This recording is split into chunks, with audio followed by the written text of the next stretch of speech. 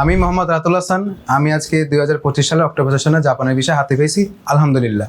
ছোটবেলা থেকে আমার ইচ্ছা ছিল যে আমি জাপানে পড়াশোনা করতে যাব। তো আমি আমার এক বন্ধুর মাধ্যমে আমি জাপান এডুকেশন সার্ভিসের কথা জানতে পারি। তো জাপান এডুকেশনে সরাসরি আসার পর আমি স্যারদের সাথে কথা বলে আমি N5 কোর্সে ভর্তি হই। ভর্তি হওয়ার পরে বিগত 4 মাস ক্লাস করার পর আমি নাট জিএলপিটি পরীক্ষায় পাশ করি। পাশ করার পরে আমি জাপানের একটি ল্যাঙ্গুয়েজ স্কুলে সিলেক্ট হই। তারপরে জাপান এডুকেশন সার্ভিসের মাধ্যমে আমি ফাইল প্রসেসিং করাই। ফাইল প্রসেসিং করানোর মাধ্যমে আমি গত মাসে আমি আমার সিলেটের হাতে পাই। তারপর আমি আমার ভিসা অ্যাপ্লিকেশন করি জাপান এডুকেশন সার্ভিসের মাধ্যমে। আর আজকে আমি ভিসা পাই, আলহামদুলিল্লাহ। তো সবশেষে আমি আমার স্যারদেরকে খুব ধন্যবাদ দিতে চাই এবং এই আমাদের সহপাঠী যারা ছিল তাদেরকে ধন্যবাদ দিতে চাই।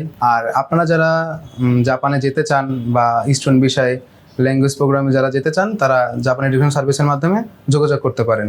এখানের স্যাররা খুব দক্ষতার সহিত তারা এই স্টুডেন্টকে ভালোভাবে জাপানিজ ভাষা শেখায়। তো আপনারা যারা জাপান যেতে চান তারা জাপান এডুকেশন সার্ভিসের মাধ্যমে যেতে পারেন। ধন্যবাদ।